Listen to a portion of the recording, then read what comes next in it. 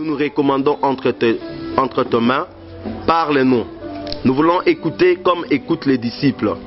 Tu as dit dans ta parole, le Saint-Esprit nous enseignera toutes choses. Nous voulons que ton Esprit nous enseigne. Merci pour ces instants. Glorifie ton nom. Que tout esprit de distraction et d'incrédulité tombe. Nous proclamons la victoire de Jésus au nom de Jésus. Amen. Eh bien, ce matin, nous allons parler de la divinité de Jésus-Christ. Il y a un secret que tout disciple de Jésus doit connaître. Si tu te dis que tu es disciple de Jésus, alors il faut connaître ce secret. Même si le monde va hésiter à le dire, même si le monde ne croit pas, mais nous, les disciples de Jésus, nous croyons fermement de tout notre cœur que Jésus-Christ est Dieu. Un disciple de Jésus qui ne croit pas que Jésus-Christ est Dieu, il n'est pas disciple de Jésus. Les témoins de Jéhovah croient que Jésus-Christ est un ange. C'est faux. Jésus-Christ n'est pas un ange. Jésus-Christ est Dieu. Quand je parle de Dieu, je dis Dieu avec des majuscules. C'est pour cela, à la fin de cet enseignement, vous devez être à mesure de défendre la doctrine chrétienne que Jésus-Christ est comment? Est Dieu.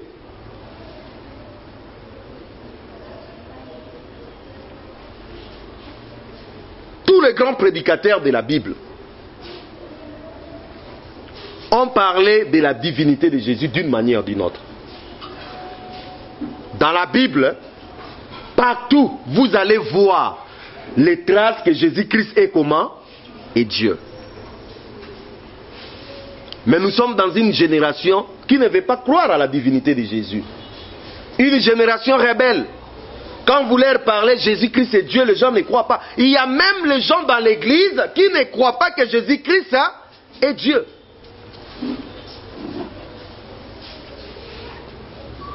Qu'est-ce que Paul nous a enseigné par rapport à la divinité de Jésus? Allons-y dans 1 Timothée. Aujourd'hui, nous allons beaucoup lire. Paul, notre bien-aimé, il nous enseigne quoi par rapport à la divinité de Jésus? Je dis que tout disciple de Jésus doit connaître que Jésus-Christ est Dieu. Si quelqu'un ne connaît pas que Jésus-Christ est Dieu, il n'est pas disciple de Jésus. 1 Timothée chapitre 3. 1 Timothée chapitre 3.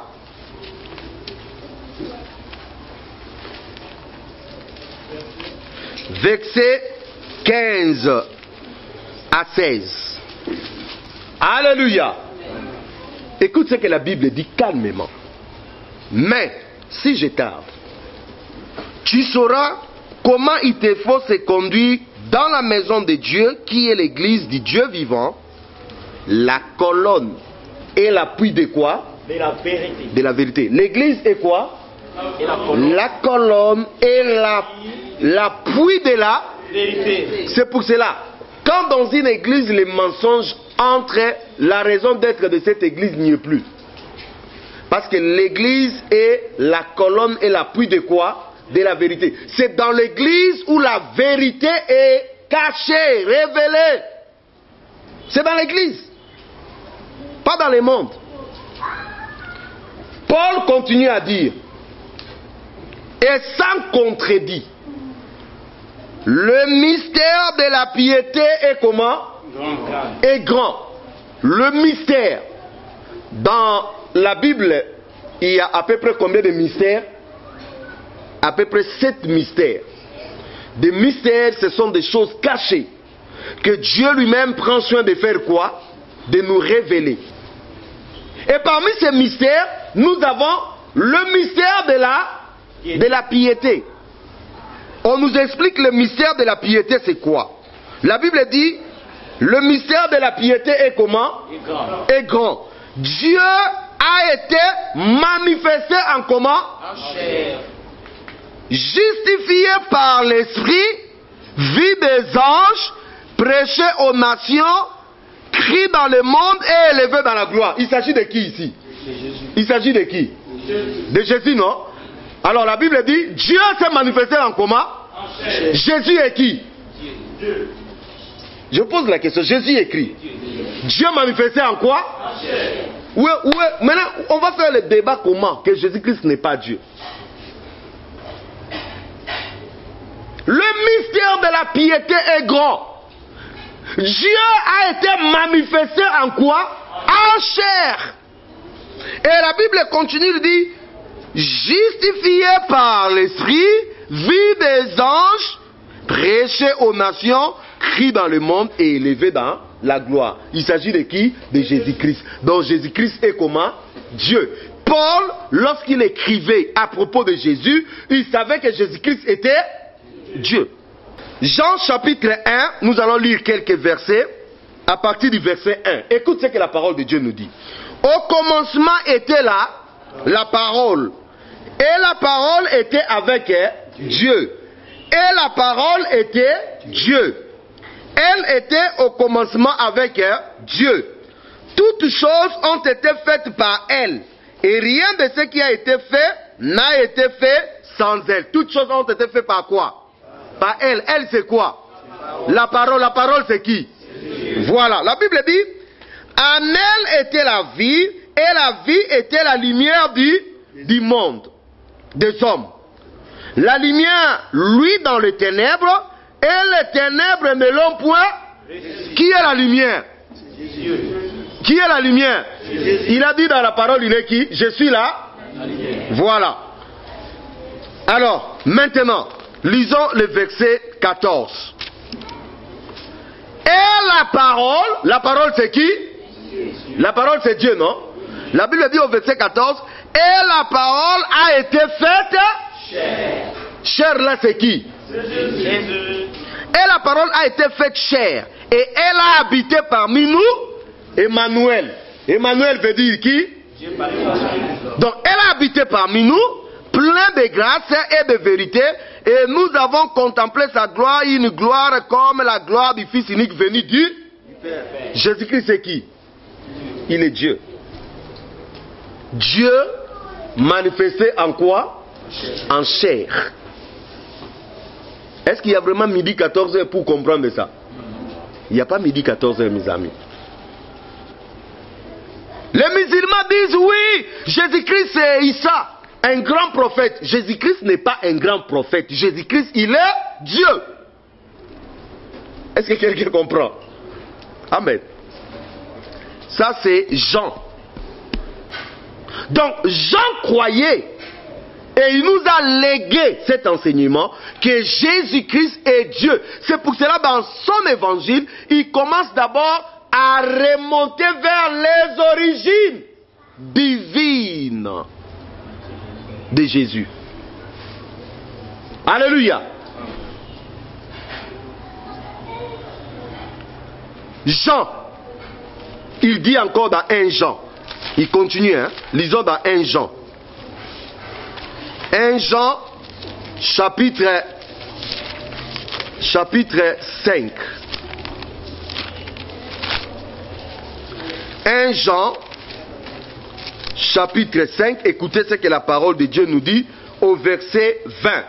1 Jean, chapitre 5, le verset 20, la Bible dit, nous savons aussi que le Fils de Dieu est venu, qui nous a donné l'intelligence pour connaître le véritable. Et nous sommes dans le véritable à son Fils Jésus-Christ. C'est lui qui est le Dieu véritable et la vie. Qui est le véritable Dieu? Est-ce que c'est moi qui ai dit ça? C'est dit dans quelle Bible? Dans votre Bible, non? Écoutez.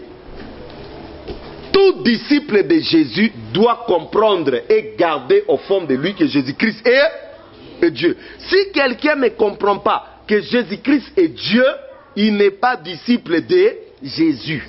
Il n'est pas disciple de Jésus. Comment tu peux être disciple de Jésus et ne pas avoir la révélation sur la divinité de qui? De Jésus. C'est impossible. C'est impossible. Hébreu. Celui qui a écrit l'épître aux Hébreux reste une personne inconnue. Par d'autres personnes, voient que c'est Paul qui a écrit. D'autres personnes, ils voient que c'est Barnabas ou une autre personne. Mais peu importe, nous ne connaissons pas vraiment qui a écrit l'auteur aux Hébreux. Mais nous bénissons Dieu pour tout ce qui a été dit dedans. Amen. Hein? Moi, j'ai toujours cru que c'est Paul. Ça, c'est mon point de vue. Hein? Je n'impose pas ça à tout le monde. Amen. Voilà, je laisse la liberté aux gens, mais moi, je crois que c'est Paul. Alors, dans Hébreux au chapitre 1, écoute ce que la parole de Dieu dit. Au verset 4. Il est devenu autant supérieur aux anges qu'il a hérité d'un nom plus excellent que le leur. Car auquel des anges Dieu a-t-il jamais dit, tu es mon fils, je t'ai engendré aujourd'hui. Et encore, je serai pour lui un père, il sera pour moi un fils. Et de nouveau, lorsqu'il introduit dans le monde le premier-né, il dit que tous les anges de Dieu l'adorent. De plus, il dit des anges, il fait des anges des esprits et de ses serviteurs une flamme de feu. Mais il a dit au fils, 2 points. Mais il a dit au... Qu'est-ce qu'il a dit au fils? Il a dit au fils quoi? Ton trône, oh Dieu, est... Jésus-Christ, il est qui? Il est Dieu. Alléluia. Il est Dieu. Alors, la Bible continue.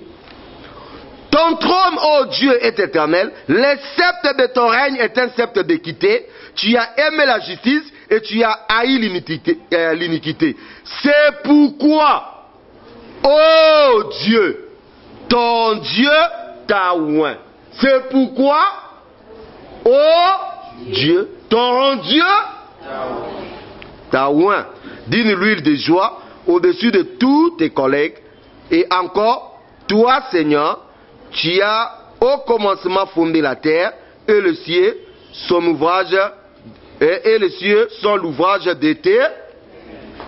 Ici, lorsqu'on parle de Jésus-Christ, on parle au Dieu. Quelqu'un a compris? Je ne suis pas encore dans un débat de fond pour aller jusqu'au fond. Je suis encore au début. Parce que je ne peux pas commencer à vous dire des choses graves pour le moment. Alléluia. Dur pour le moment. Je vous ramène d'abord dans la dimension de comprendre que Jésus-Christ est comment? Est Dieu. Après, nous allons évoluer.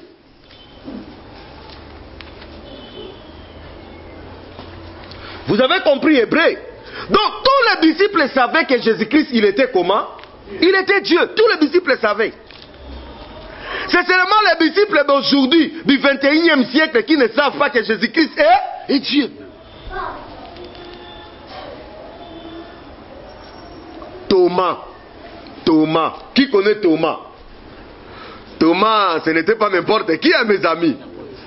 Thomas, il est réputé pourquoi? Doute, hein?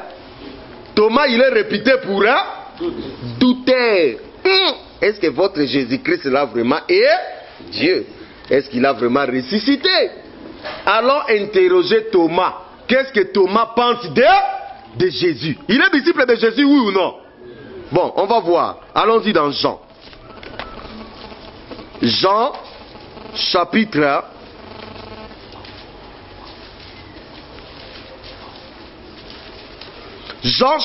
20. Qu'est-ce que Thomas pense de Jésus? Jean chapitre 20, à partir du verset 24.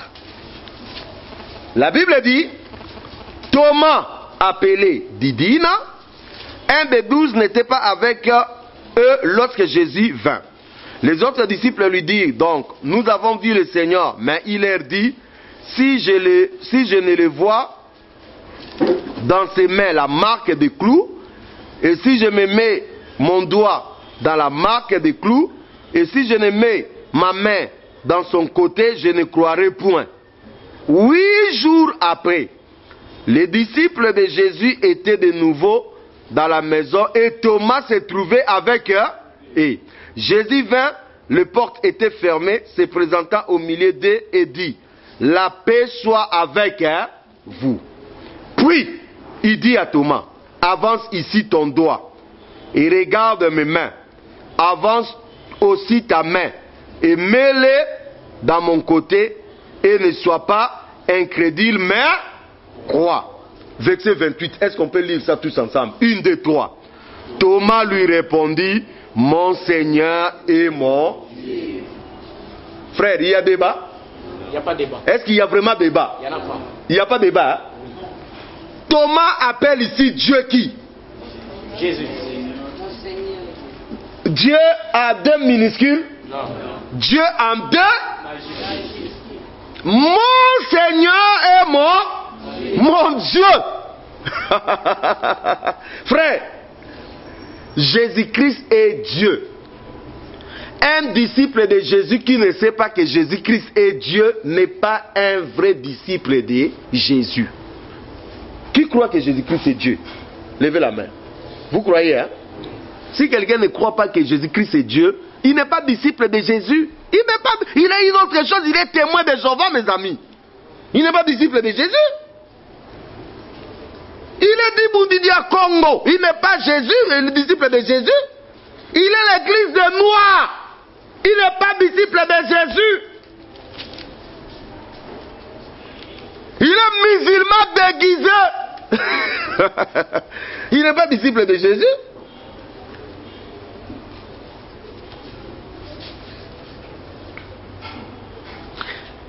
Est-ce que eux-mêmes, les disciples, croyaient que Jésus-Christ était Dieu? Dans l'ensemble, je vais vous dire oui. Dans l'ensemble, les disciples de Jésus croyaient que Jésus est Dieu. Lisons la parole de Dieu dans Marc, Matthieu.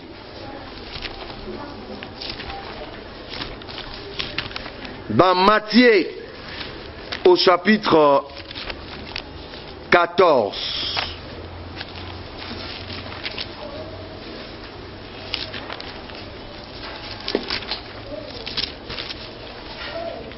Matthieu chapitre 14. C'est l'histoire de Pierre qui a marché sur les eaux. Hein? À partir du verset 22. Écoute. Aussitôt après, il obligea ses disciples à monter dans la barque et à passer avant lui de l'autre côté pendant qu'il traversait, pendant qu'il renverrait la foule. Quand il renvoyait,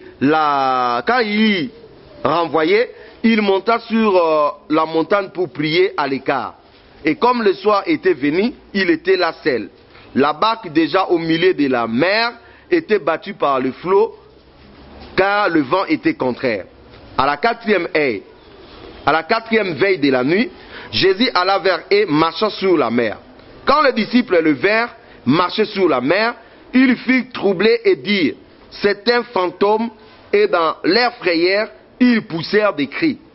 Jésus leur dit aussitôt, rassurez-vous, c'est moi, n'ayez pas peur. Pierre lui répondit, Seigneur, si c'est toi, ordonne que j'aille vers toi sur les eaux. Et il dit, viens. Pierre sortit de la barque et marcha sur les eaux pour aller vers Jésus. Mais voyant que le vent était fort, il y perd. Et comme il commençait à s'enfoncer, il s'écria, Seigneur, sauve-moi. Aussitôt, Jésus étendit la main, le saisit et lui dit, homme de peu de foi, pourquoi as-tu douté? Et ils montèrent dans la barque et le vent cessa. Lisons tous le verset 33. 1, 2, 3. Ceux qui étaient dans la barque vinrent adorer Jésus et dire, tu es véritablement le Fils de Dieu. Ils ont fait quoi? Ils ont adoré. Ils ont fait quoi? Adoré. Bon, je vais vous poser la question. Les Juifs adoraient combien de dieux? Un seul Dieu. Un seul Dieu, hein? Donc, ici, les Juifs ont adoré qui? Jésus. Jésus. Donc, ils reconnaissent que Jésus-Christ est qui? Et Dieu. Lisons dans Luc au chapitre 4. L'adoration, hein? Car Satan voulait assez que Jésus-Christ l'adore. Ok? Dans Luc chapitre 4,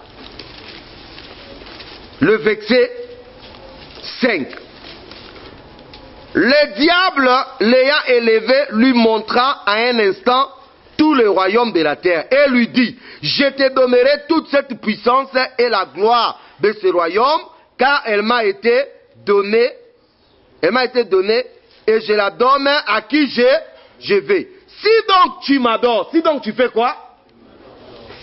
Elle sera toute à toi. Qu'est-ce que Jésus a dit? Jésus lui répondit: il est écrit, tu adoreras le Seigneur, ton Dieu, et tu le serviras, lui.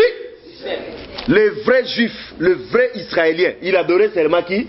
Le Seigneur, son Dieu. Alors que la Bible dit, les disciples dans la barque ont commencé à adorer qui?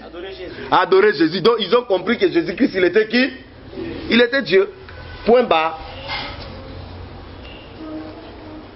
Bien aimé, les disciples de Jésus adoraient Jésus. J'ai entendu un évangile qui dit non, il ne faut pas adorer Jésus, il faut adorer seulement le Père machin machin. Oh, les amis. Ici, Jésus n'est même pas encore mort. Il n'est même pas encore ressuscité. Mais on fait déjà quoi? On l'adore. Frère, laissez-moi adorer Jésus. Je vais encore adorer Jésus. Si ça te donne des migraines, va te jeter dans la rivière Njili. Mais moi, je vais adorer mon Jésus.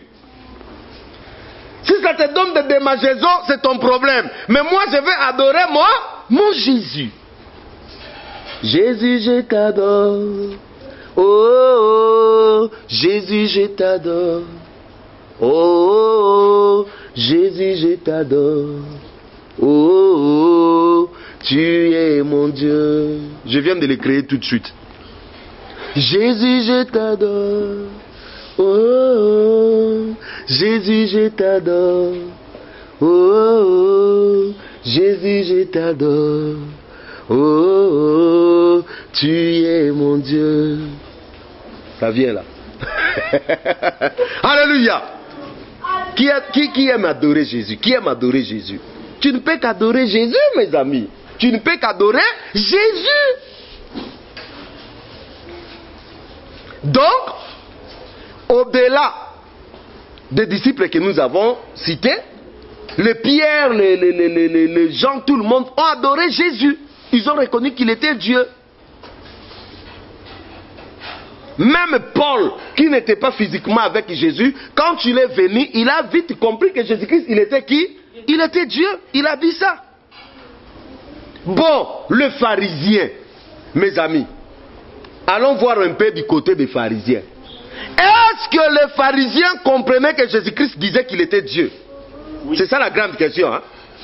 Est-ce que le pharisien comprenait que Jésus-Christ, il est comment? Lisons.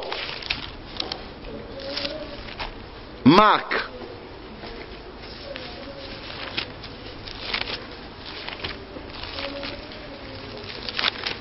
Marc chapitre 2. 5 à 7.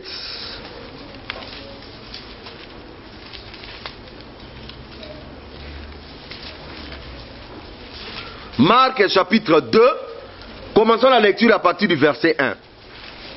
La Bible dit, Marc chapitre 2, quelques jours après, Jésus revint à Capernaum. On apprit qu'il était à la maison. Et il s'ensembla un si grand nombre de personnes que l'espace devant la porte ne pouvait plus les contenir. Il leur annonçait la parole. Des gens vinrent à lui amener un paralytique porté par 4 hommes. Comme il ne pouvait l'aborder, à cause de la foule, il découvrit le toit de la maison où il était Et il descendit par cette ouverture les lits sur lesquels le paralytique était couché. Jésus, voyant leur foi, dit au paralytique, mon enfant, tes péchés sont comment? Qui pardonne les péchés ici? Jésus, hein? Alors la Bible dit, il y avait là quelques scribes qui étaient assis et qui se disaient au-dedans d'eux, comment cet homme parle-t-il ainsi? Il blasphème. Il fait quoi? Il blasphème. Qui peut pardonner les péchés si ce n'est Dieu seul? Donc, le pharisien savait que la seule personne qui peut pardonner le péché, c'est qui? C'est Dieu lui-même. Dès l'instant où Jésus-Christ avait dit, mon enfant, tes péchés te sont pardonnés, cela veut dire que Jésus-Christ les avait dit indirectement, il était qui? Est-ce que je ne sais pas si vous comprenez? Est-ce que vous comprenez cela? Parce que la seule personne qui peut pardonner les péchés, c'est qui? C'est Dieu. Jésus-Christ dit, tes péchés te sont pardonnés. Les pharisiens qui étaient là, ils ont dit, non, il blasphème. Il blasphème. Comment il pardonne le péché? Parce que dans la Torah, dans la loi de Moïse, dans la parole, la seule habilité à pardonner les péchés, c'est qui? C'est Dieu. Donc Jésus-Christ ne disait que je suis Dieu.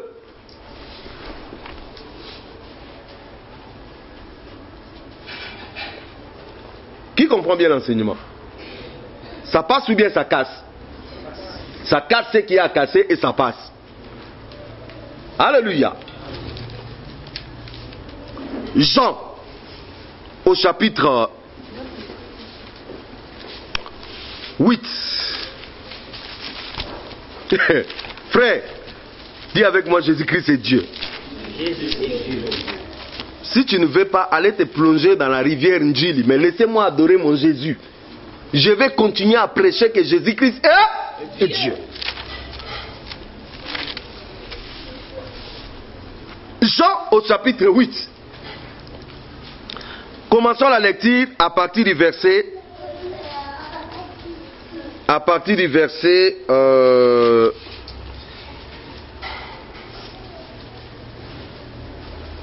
À partir du verset 56. Fais un bisou pour Jésus. Un bisou pour Jésus. Frère, écoutez ce que Jésus est en train de dire aux disciples. Pardon, aux pharisiens, à tous ceux qui l'écoutaient.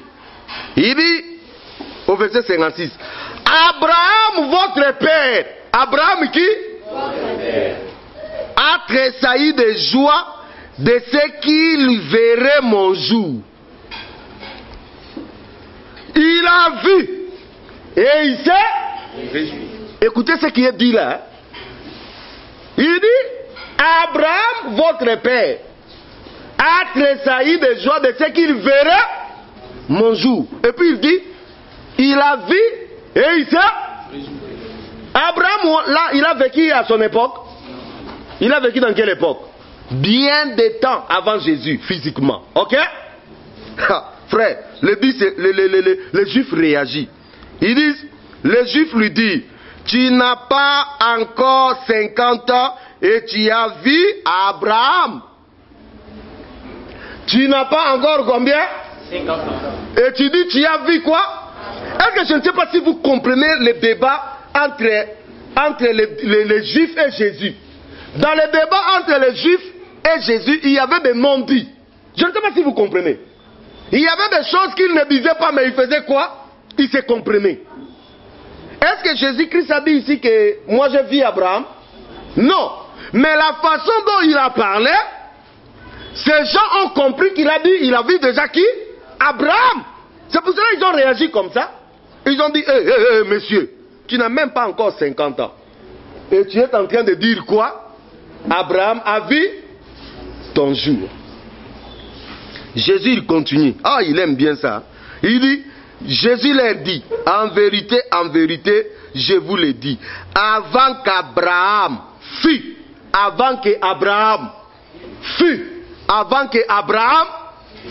moi, est-ce que ce français-là, vous le comprenez? Il devait dire normalement quoi? Il allait se conjuguer lui aussi dans le passé. Ok? Mais lui, il a dit, avant que Abraham fût, moi, je suis. Alors, allons dans Exode. Gardons bien la main là où nous sommes. Gardons la main. Allons dans Exode pour comprendre ce que Jésus a dit. Dans Exode, au chapitre 3, vous allez comprendre pourquoi Jésus a dit je suis. Exode chapitre 3, le verset 14, le verset 13 à 14, la Bible dit, Moïse dit à Dieu, j'irai donc vers les enfants d'Israël et je leur dirai, le Dieu de vos pères m'a envoyé vers vous.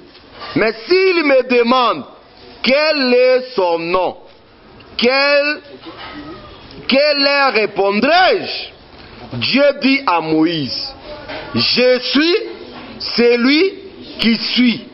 Et il ajouta, c'est ainsi que tu répondras aux enfants d'Israël. Celui qui s'appelle, hein? Je suis. Celui qui s'appelle qui? Je suis. M'a envoyé vers vous. Est-ce que vous comprenez pourquoi? Jésus, il parle que non, il a été avant Abraham. Et il leur dit, avant qu'Abraham fût, moi, je suis. Donc avant qu'Abraham existe, moi j'étais Dieu. Je suis Dieu. Conséquence. Verset 59. Conséquence. Là où on était dans Jean 8. Hein? Conséquence quand il a dit je suis.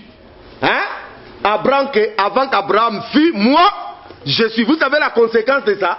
Oui. Verset 59, la Bible dit quoi? Là-dessus, il prit des pierres pour jeter contre lui. Mais Jésus se cacha et il sortit du temple. Ils ont pris quoi? Pour jeter. Pourquoi? Il a blasphémé pour eux. Donc Jésus dit que non, il est Dieu. Jésus a dit qu'il était Dieu. Il est je suis. C'est lui qui s'est révélé à Moïse. C'est lui qui s'est révélé à Moïse. C'est lui qui les a fait sortir du pays d'Égypte. Et les enfants d'Israël ont dit, ah, messieurs, toi tu n'as même pas 50 ans. Toi là, le fils de Joseph là. Hein? On t'a vu grandir là. Et tu viens, tu dis que tu es je suis. Donc tu es notre Dieu. Mes amis, prenons les pierres. Ce type, la folie commence à aller très loin. Il faut prendre le. Ils ont pris les pierres pour les lapider. Jésus se cache. Parce que ce n'était pas encore son temps. Il s'est caché. Après, il sort, il part. Donc, les disciples, les juifs et les pharisiens comprenaient bien le langage de Jésus lorsqu'il s'est déclaré qui? Dieu. Est-ce que quelqu'un comprend? Jean 10. Oh, est-ce que c'est beau l'enseignement? Oui. Ça va? Oui. Jean chapitre 10, mes amis. Là encore, ça chauffe. Voilà pourquoi j'ai dit que Jean révèle Jésus comme étant Dieu. Et il a pris que tout ce qui tournait tout autour de Dieu. Jean chapitre 10, le verset 11. J'aime ces versets. Nous allons lire ça tous ensemble. Jean 10, 11. 1, 2, 3. Je suis le bon berger. Le bon berger donne sa vie pour ses... Jésus déclare qu'il est le bon Berger. Pour les Juifs, qui est le bon berger? Dieu. Psaume chapitre 23. La Bible nous dit quoi? L'Éternel est mon berger. Ce n'est plus l'Éternel, ça devient Jésus. Jésus dit, moi je suis le berger. Donc pour les Juifs, Jésus est en train de faire quoi? De blasphémer, de prendre la place de Dieu, de dire qu'il était Dieu. Lisons le verset 19. Quand Jésus a déclaré qu'il était le bon berger, le verset 19, lisons ça tous ensemble. 1, 2, 3. Il y eut de nouveau, à cause de ces paroles, division parmi les Juifs. Plusieurs d'entre eux disaient, il a un démon, il est fou, pourquoi l'écoutez-vous? Vous voyez?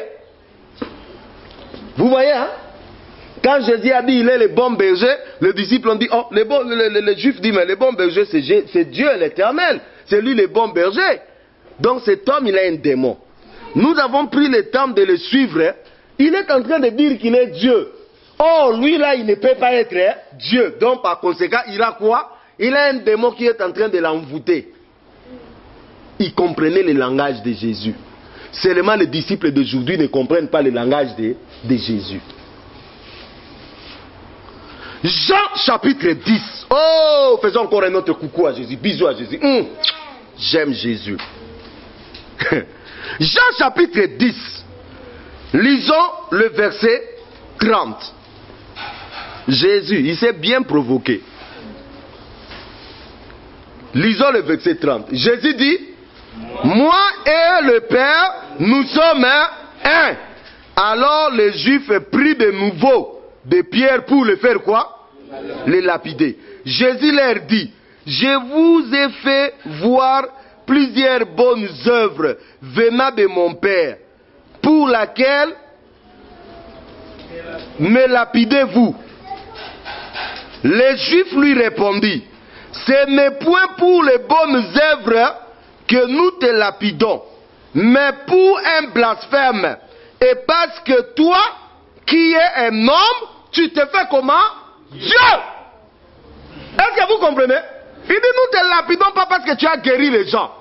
Nous te lapidons pas parce que tu as chassé des démons. Nous te lapidons parce que toi tu es un homme, tu te fais comment? Dieu. Donc les disciples, pardon, les Juifs et les pharisiens comprenaient que Jésus-Christ disait clairement, il était qui? Il était Dieu. Il était Dieu. Il dit, comment toi tu es un homme, tu te fais, tu pardonnes les péchés. Toi tu es qui? C'est Dieu qui pardonne les péchés. Tu dis que toi et ton père tu es un. Cela veut dire toi tu es le père. Parce que si je dis toi et le père, moi et le père nous sommes un, cela veut dire Jésus est le père. Donc toi tu es notre... Il faut les lapider. Ils ont pris encore des pierres. Ils ont pris encore quoi? Des pierres. Ils vont les lapider. Frère, c'est grave, hein? Qui comprend mieux maintenant les choses? Jean 5. Jean 5. Toujours dans Jean.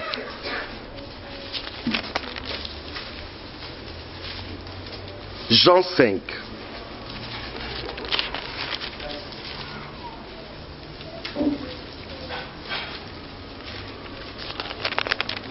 Lisons le verset 16.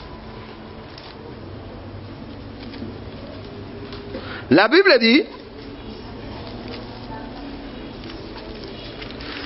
c'est pourquoi les Juifs poursuivaient Jésus, parce qu'il faisait ces choses les jours de sabbat. Il violait les sabbats.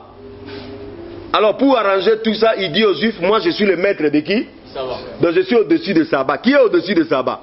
Dieu. C'est Dieu lui-même, non? Donc il dit, j'ai fait ce que je veux les jours de sabbat. Moi je suis... hein? Il dit, j'ai fait ce que je veux les jours du... Parce que moi je suis le maître dit. Ils ont regardé, ils ont dit, en bas, toi tu es le maître de sabbat, donc tu es au-dessus du sabbat. Alors la Bible dit, c'est pourquoi les Juifs poursuivaient Jésus, parce qu'il faisait ces choses le jour du sabbat. Mais Jésus leur répondit, mon Père agit, moi aussi, j'agis. Il est allé encore allumer le feu. Verset 18. La Bible dit, à cause de cela, les Juifs cherchaient encore plus à les faire mourir, non seulement parce qu'ils violaient les sabbats, mais parce qu'ils appelaient Dieu son propre Père, se faisant lui-même égal à... Donc Jésus-Christ se faisait égal à Dieu, c'est-à-dire il était Dieu. Les Juifs ont dit, trop c'est trop, il faut faire quoi? Il faut les tuer. Ce type est en train de nous dire il est notre Dieu. Il faut les...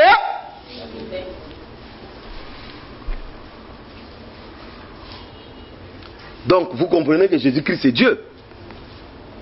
Vous comprenez, frère? Jésus-Christ est Dieu. Il n'y a pas midi 14h, il n'y a pas match. Tu ne veux pas, va te plonger dans la rivière Ndjili. Ce n'est pas mon affaire.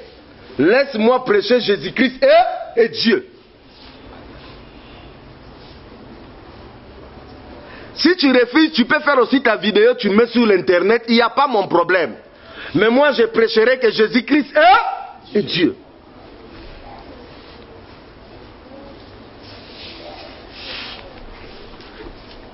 Bon.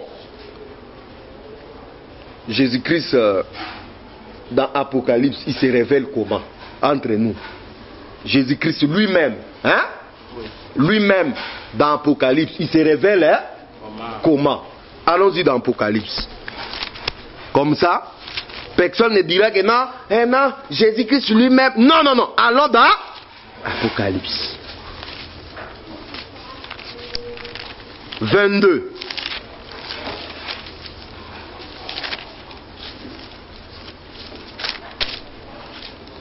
Apocalypse chapitre 22. 12. Écoute ce que la parole de Dieu. 12. Voici, je viens. Qui vient bientôt? Qui vient bientôt, mes amis? C'est Jésus qui vient bientôt. Hein? Voici, je viens bientôt. Bientôt. Et ma rétribution est avec moi pour rendre à chacun selon son œuvre. Je suis Alpha et... Qui parle là? Le premier est le commencement est là. Alpha et Oméga, c'est qui? C'est Jésus, non? Il est le commencement est là. Le premier est il est Alpha et il vient. C'est qui là? Voilà. Lisons dans Apocalypse au chapitre 21. Apocalypse chapitre 21, le verset 7.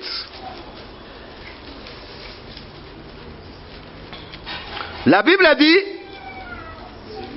celui qui vaincra héritera. Non, commençons en haut. Le verset 5. 21, le verset 5. Et celui qui était assis sur le trône dit, voici je fais toutes choses nouvelles. Et il dit, écris car ces paroles sont certaines. Est-ce que vous êtes là? Apocalypse chapitre 21, le verset 5. Et celui qui était assis sur le trône dit, voici je fais toutes choses nouvelles.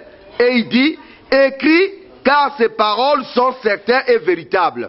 Et il me dit, c'est fait. Je suis Alpha et... Qui est Alpha et Oméga? Le commencement est là. À celui qui a soif, je donnerai de la source de l'eau de la vie gratuitement. Celui qui vaincra héritera ces choses. Je serai. Et il sera. Jésus-Christ se montre ici comme étant Dieu. Il dit, celui qui va vaincre, moi je serai qui? Son Dieu. Et il sera qui? Mon fils. Dernier verset. Apocalypse chapitre 1.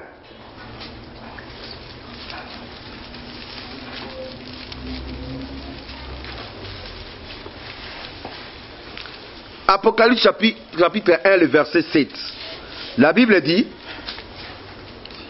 voici, il vient avec le nuée. Et tout œil le verra. Tout œil verra qui? Jésus. Même ceux qui l'ont percé. On a percé qui? Jésus. Et toutes les tribus de la terre se lamenteront à cause de lui. Oui, amen. Je suis Alpha et Oméga. Dit le Seigneur Dieu. Dit le Seigneur qui? Dieu. Le Seigneur Dieu là c'est qui? Jésus. Celui qui est, qui était et qui vient, le Tout-Puissant. El Shaddai. Le Tout-Puissant. El Shaddai. Dieu Tout-Puissant. Le Tout-Puissant. Mes amis, Jésus-Christ est Dieu, oui ou non? Oui. Si tu es disciple de Jésus, tu ne comprends pas que Jésus-Christ est Dieu, tu as un problème. Tu n'es pas disciple de Jésus. Tout disciple de Jésus, c'est que Jésus-Christ est Dieu.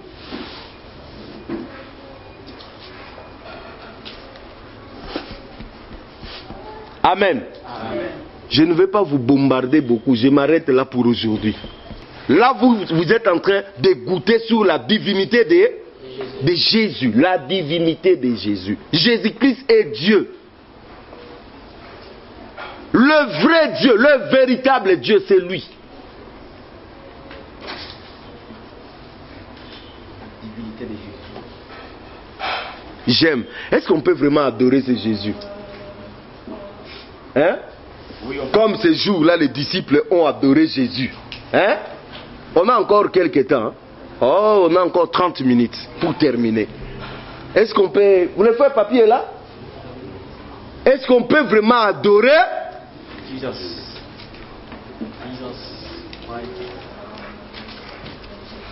Ah, il est merveilleux, Jésus.